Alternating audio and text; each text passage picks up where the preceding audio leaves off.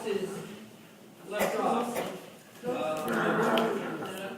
Brute Power developed a Sears called the Sears Berry Mushroom. And this is a true fairy tale about what happened at Sears in 1970. Some of you remember the 1970s. So it's called a true fairy tale. Okay, it's called a true fairy tale. And I'm going to read a little bit to you about it. But actually, what happened is after Thanksgiving, 40-some years ago, no, it wasn't 40 years, maybe 10 or 20 years ago, time flies. My grandson over there said, "Grandpa, what did you do at Sears?" And I said, "Well, not a lot that would be of interest to you, except in the last 10 years I was at Sears. I'll tell you what, you come over on Christmas Eve, and I'll tell you all about it." So, on Christmas Eve, they came over and I said, "Kids, they're here today, so you'll see a picture in the book here, which I just got from the publisher. Once upon a time, a long time ago, around 1970, I worked for Sears, just like your daddy. Their daddy, the kid's daddy works for Sears now at Kaufman Estates. And my boss's name was Dutch Ashton. And he called me in the office, he said, "Jack, you gotta come up," I mean the housewares buyer. He said, "You gotta come up with a new design for your kitchen ceramic items and accessories. Our customers are tired of the old flowers and fruit designs." So one day, I was walking around in my backyard. This is a true fairy tale. And I was walking around saying, "What can I do? What can I do?" And I heard a little voice in the corner, right near Harry Hillman's backyard, because I don't grow ugly mushrooms in my yard. But the Hillmans had a little ugly mushroom in the backyard, and the little mushroom said, "How about me? How about me?" And I said, "Hey, I'm afraid you're not pretty enough. I need a beautiful design to make people want to buy my canisters and cookie jars and all that stuff." He said, "If you give me a little sunshine and water, I could become beautiful." And so I was stunned. Maybe I had a couple beers before I went out there. But I was afraid. I said, "You're really not pretty enough." And the mushroom said, "If you would just take me out of the dark, ugly corner here on Harry Hillman's yard, I would become beautiful." I said, "Well, I'll see what I can do." So anyway, the next day I went into my boss's office. And first I had sent a picture of the ugly mushroom. And if you remember back in the 70s, there was a war protest, what's new, and they were driving around in Volkswagens, and it said, "Make love, not war." It sounded like a bad idea to me, but anyway, they had little stickers of Mod flowers and Mod mushrooms in it, so I got one of the decals and I sent it to Japan. And I said, "Could you do an extreme makeover on this mushroom?" And so 2 weeks later, a box came in from Japan, and Mary Rita, my associate, used to call them assistants, but we don't have assistants anymore, they're all associates. In fact, they're taking over now. They buy most of this stuff now. Anyway, we opened the box, and Mary Rita looked at the box and said, "Oh, that canister that they sent us is so beautiful and so cheery, we ought to call it a Merry Mushroom." So we did, and we called it a Merry Mushroom. So the next day, I'm going in there with my Merry Mushroom canister, the Dutch Asian, my boss. I said, "Hey, this thing is beautiful. Could we run a full page in the catalog with these Merry Mushroom items?" I put the design on dozens of items. It used to be in the kitchen. I don't think they're there anymore. There used to be 20 items in the kitchen. Canister, cookie jar, rice racks, sugar, creamer. They all matched. But anyway, he said, "Well, I like the Merry Mushroom, but you showed me a butterfly design a couple weeks ago. I like that better. I'd like to run that." Well, he saw I was sort of disappointed. And they said, "I'll tell you what we'll do. We'll run a 2 pages, a double truck in the Sears catalog in 1978 with the butterfly on one side and the Merry Mushroom on the other side." And this is what he ran, and he looked just like this. Here's the pretty butterfly and the beautiful huckleberry mushroom. So anyway, a few weeks later, in comes the sales from the Sears catalog. And the butterfly was selling very well, but the mushroom was selling 4 times what the butterfly was. So anyway,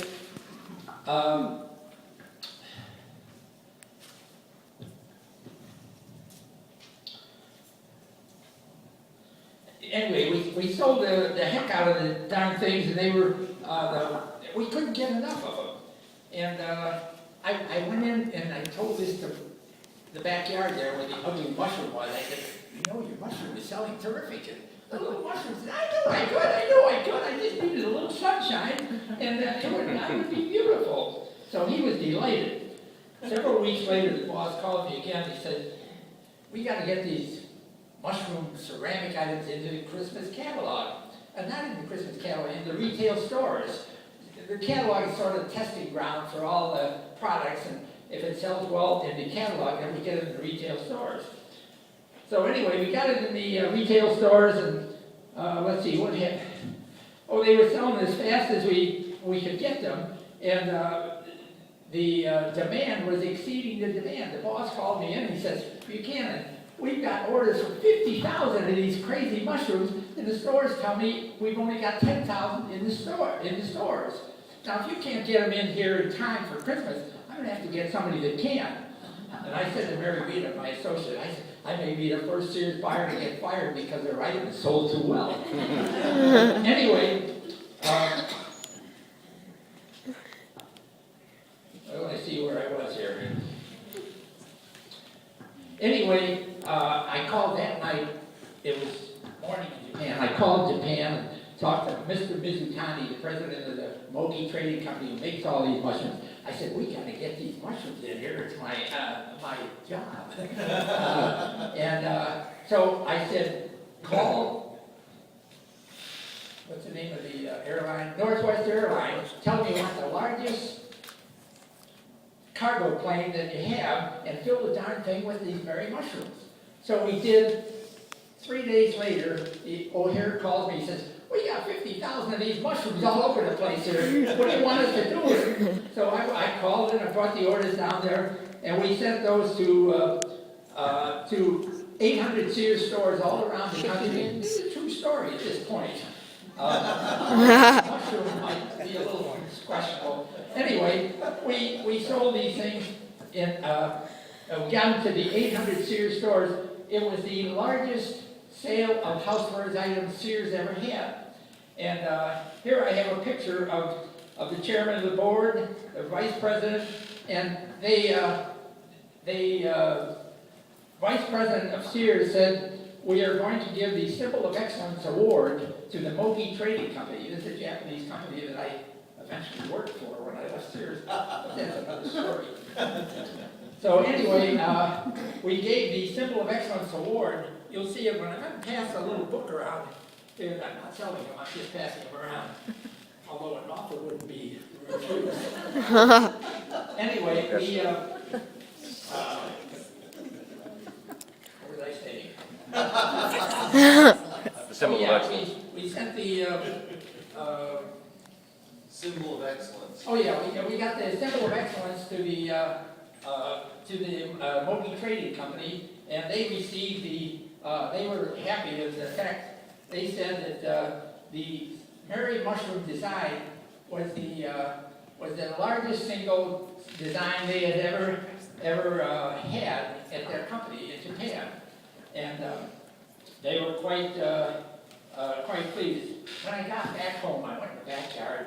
I told this to the ugly little mushroom in the back. Oh, he was excited, delighted. He said, I know I could. So that was the story of the ugly little mushroom that needed a little sunshine and love to become the most beautiful mushroom of all. Now, I'm going to put the book around here, and I'm going to show you, but wait a minute.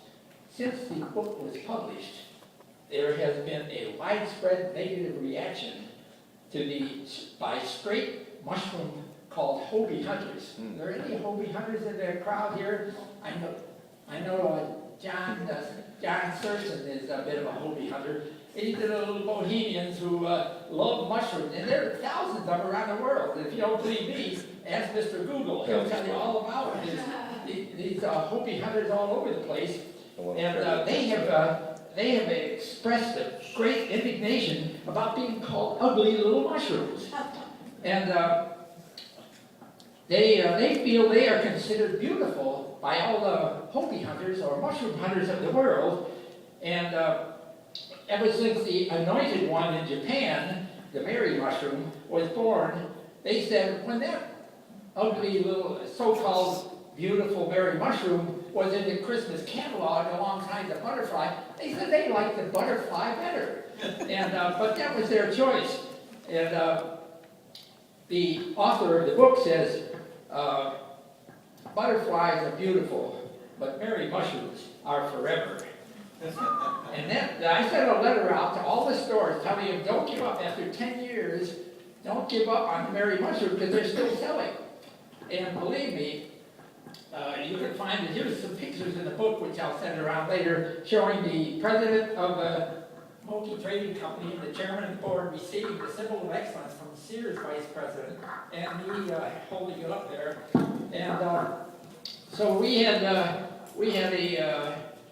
super award to those people, and even though the protesters claimed that their mushrooms were not ugly, we fought the battle and told them that mushrooms are good tasting and they're pretty, but the ugly little mushrooms taste good, but the Sears Mary mushrooms are forever. This is a picture, I'll pass this around, of my grandson, who's over there now, he's about half that size, and of him in the mushroom chair, and he was what I call the world's smallest mushroom fan. But anyway, that's the story of the Mary mushroom and how it was designed and developed. Now I put all that into a little booklet here, which I call Mushroom Mania, and let's see, what did I say about it?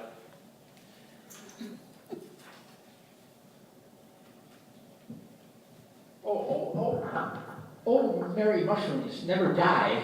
They just show up on eBay. If you want to see them on eBay, all you need to do is hit eBay SearsMaryMushroom.com, and you'll find all these Mary mushrooms that I'm talking about. We had about 30 mushroom items, some of which are here. And in fact, at one point, we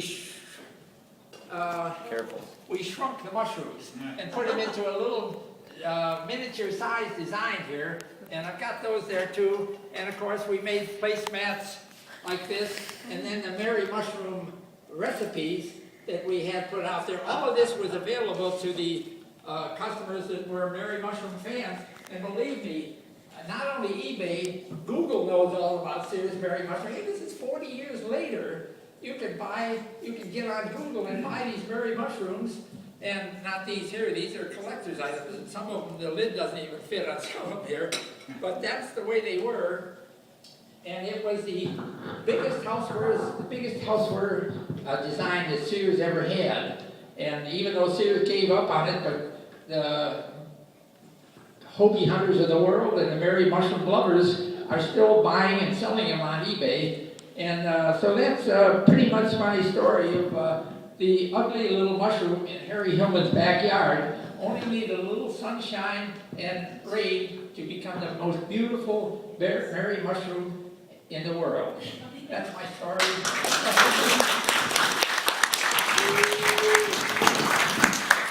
Thank you, Jeff. That was wonderful. I have little books here if people want to look at them. In fact, I'll pass them through the audience so you can take a look at them. It tells all the things that I told about it here. And the little book that he's passing around to everyone is one that we did put together through Life Bio.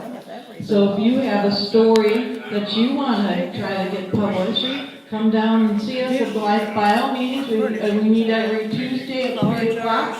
Most Tuesdays at 3 o'clock. Check your calendar for sure. And then you can put together a little book like this for yourself about a project you've worked on. You don't have to do a whole biography on yourself. You can come down and learn how to use the computer and put together a really nice story like he did. Nice little book. I just want to ask Harry one question. Did that mushroom talk to you? Did it tell you not to mow it down? Well, I always be careful when I Ah, go maybe on the grass now. well, you definitely don't want it screaming at you. Not all the gardens. Okay, good. Harry was one of those protesters that thought ugly mushrooms are beautiful, they just grew them in the backyard. But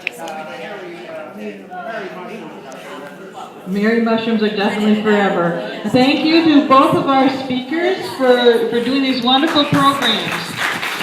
Thank you so much. And thank you for all our outside audience coming in. That was wonderful and great support for everyone. Thank you. All right, we have a lot of things to look at. If you want to come up and look at Jack's products.